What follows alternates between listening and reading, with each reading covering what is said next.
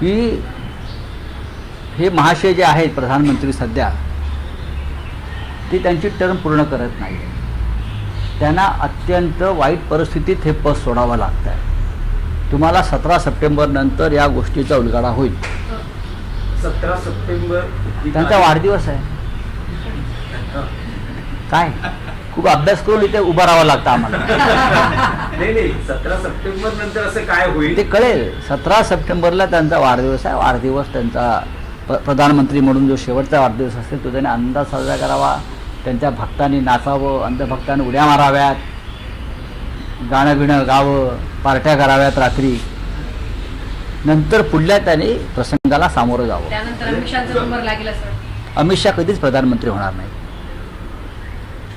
मोदी गए तो अमित शाह भी गए ना, है क्या?